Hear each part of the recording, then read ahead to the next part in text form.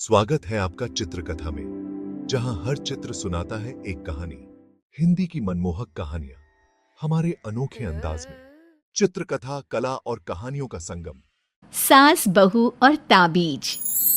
सुप्रिया का रोज किसी न किसी बात पर अपनी बहू तारा से झगड़ा होता ही रहता। दोनों स्वभाव से जिद्दी और अड़ियल थे। दोनों में से कोई भी एक दूसरे के आगे झुकना नहीं चाहता था। फिर एक दिन, तारा, कहाँ मर गई थी तू अभी तक? सुबह से शाम हो गई, घर में इतना काम पड़ा है, ये सब छोड़कर कहाँ मौज मस्ती करने गई थी? आपके घर के सारे काम करने का मैंने ठेका नहीं ले रखा। आप भी तो अपने दोस्तों के साथ किटी पार्टी करने जाती हैं, तब तो मैं आपको नहीं टोकती। अरे मैं तेरी सास हूँ, तू मेरी सास नहीं है। सास है तो क्या मुझे चैन की सांस नहीं लेने देंगी आप? बहुत जबान चलने लगी है तेरी आजकल। आने दे मेरे बेटे को घर पर, फिर देख तेरी कैसे क्लास लगवाती हूँ। आपके पास और काम ही क्या है? बाहर पड़ोसियों से मेरी बुराई करना और घर में पति से। हाँ तो अब तेरे काम भी तो ऐसे ही होते हैं ना। तारीफ के लायक कोई भी काम किया है तूने आज तक? बस जुबान चलवा लो, कैंची से भी तेज चलती रहती है। सिर्फ जुबान ही नहीं, हाथ पैर भी चलते हैं, जिनकी वजह से आपको घर में इतनी सफाई देखने को मिलती है, वरना आपको तो अपनी किटी पार्टियों से फुर्सत नहीं मिलती। तो कहना क्या चाहती है? घर का क्या सारा काम तू खुद अकेले करती है? तो और क्या नौकरानी करती है? इसी तरह तारा और सुप्रिया में आए दिन लड़ाई होती। दोनों के दिन की शुरुआत ही एक दूसरे से लड़कर शुरू होती और लड़कर ही खत्म होती, मानो ये अब उनकी दिनचर्या का हिस्सा बन चुकी हो। शाम को तारा का पति वैभव घर आता है।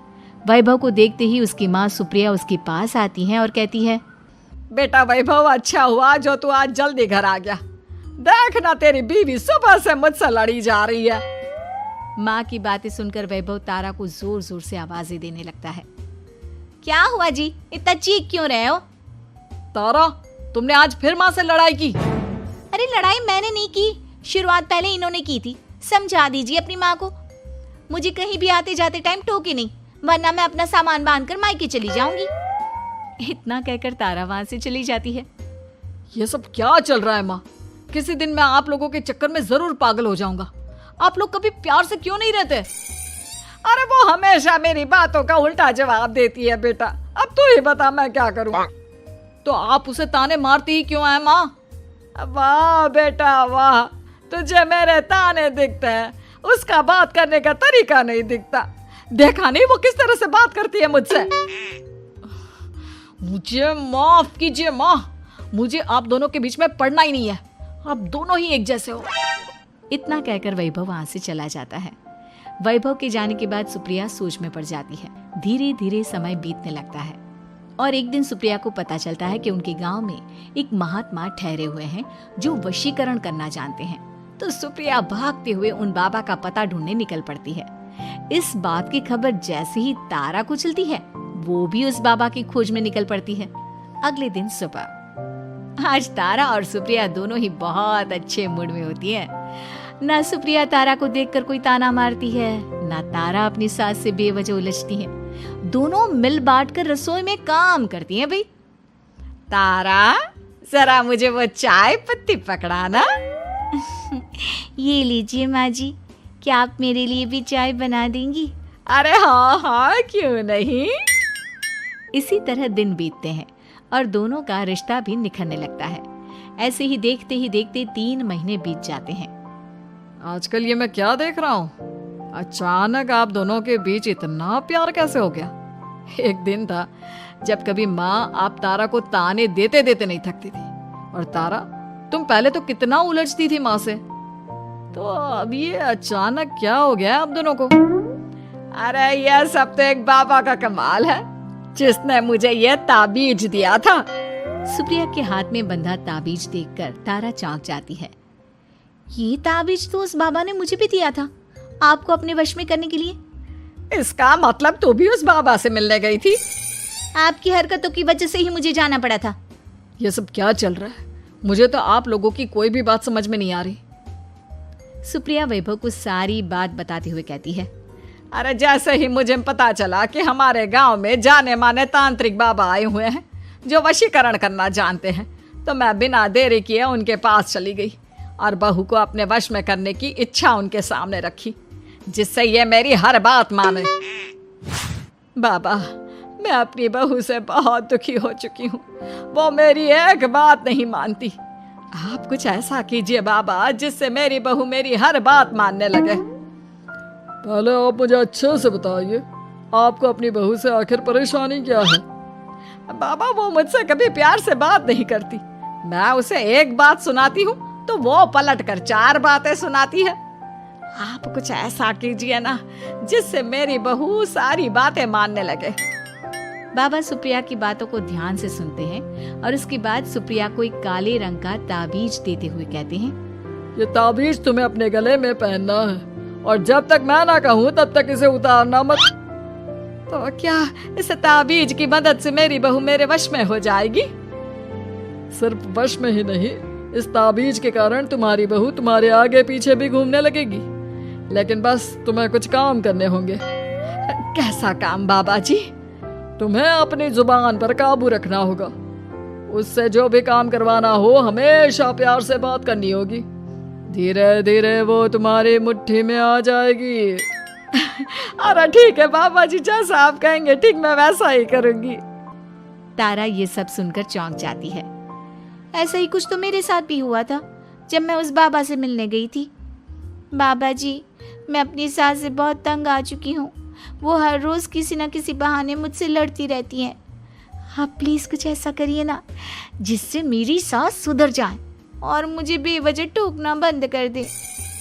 तारा की ये बातें सुनकर पहले तो बाबा सोच में पड़ जाते हैं। उसके बाद वो तारा को भी काले रंग का ताबीज पकड़ाते हुए कहते हैं, ये लो बिटिया, इसे अपने गले में पहन लो और जब तक मैं तुम्हें इसे उतारने के लिए ना बोलूं तब तक इसे उतारना नहीं। इस ताबीज को पहनने से तुम्हारी सास तुमसे प्यार करने लगेगी और दिन रात तुम्हारे आगे पीछे घूमेगी। ये सुनकर तारा बेहद खुश हो जाती है। बाबा, इस ताबीज का असर कब तक होगा? अगर तुमने मेरी सारी बातें मानी तो इस ताबीज का असर तुम्हें 2 दिन बाद ही दिखने लगेगा। उसके लिए सबसे पहले तुम्हें अपनी सास को इज्जत देनी होगी, उनके साथ प्यार से बर्ताव करना होगा और अगर कोई भी काम भी करवाना हो तो प्यार से ही बात करनी होगी। फिर देखना वो कैसे तुम्हारे इशारों पर नाचती है। ठीक है बाबा जी, जैसा आपने कहा है मैं ठीक वैसे ही करूंगी। इसका मतलब उस बाबा ने हम दोनों को एक जैसे ताबीज देकर पागल बना दिया। जरूर कोई ढोंगी बाबा होगा। इतने में ही बाबा भी उनके घर पहुंच जाते हैं और मुस्कुराते हुए उनकी ओर आते हैं और उनसे उनके हालचाल पूछते हुए कहते हैं, ताबीज का असर हुआ या नहीं? बाबा जी, आपने हमें एक ही जैसा ताबीज देकर पागल बनाया है। ऐसा कैसा? ताबीज ने अपना काम तो पूरा ही किया है। आप दोनों को देखकर लगता तो नहीं कि अब भी आप लोगों के बीच कोई खटपट है। खटपट तो नहीं है बाबा जी। अब तो मेरी बहू मेरी हर छोटी बड़ी ज़रूरतों का ख्याल रखती है, मेरी सेवा करती है। हाँ, वैसे अब तो मम्मी जी मुझे ताने भी नहीं देती और ना ही कहीं आने जाने में टोकती हैं। जानते हो ये सब कैसे संभव हुआ? कैसे बाबा जी? यह सब तुम दोनों के कारण ही संभव हुआ है।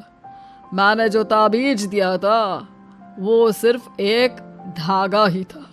ये चमत्कार तो तुम दोनों ने अपनी जुबान पर संयम रखकर प्यार और संयम के साथ काम करके किया है।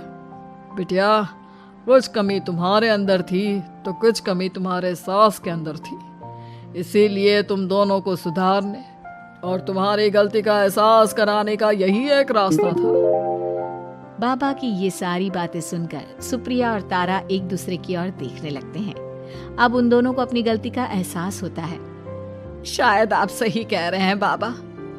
मैंने कभी अपनी बहू को समझने की कोशिश ही नहीं की। मैंने भी तो कभी आपकी उम्र और ओहदे का लिहाज नहीं किया और जो जब मन में आया बोलती चली गई। हो सके तो मुझे माफ कर देना मम्मी जी। चलो फिर, अगर सब ठीक ही हो गया है तो बाबा जी अब आप भी वापस अर्जुन बन जाइए। वैभव की बात पर बाबा अपनी नकली दाढ़ी हटाते हैं तो उसे देखकर सास बहू हैरान रह जाती हैं। अरे अर्जुन भैया आप? हाँ भाभी, आप दोनों के रोज रोज वाले झगड़ों से परेशान होकर एक दिन मेरे इस दोस्त ने एक प्लान बनाया और मेरी मदद मांगी, तो मैं इनकार कैसे कर सकता था। और देखिए आज उसका नतीजा हम सबके सामने है। सब जोर जोर से हंसने लगते हैं। अगर आपको हमारी कहानियां पसंद आईं तो लाइक करें, शेयर करें और सब्सक्राइब करना न भूलें। नई कहानियों के लिए घंटी दबाएं और हमारे साथ इस सफर में बने रहें।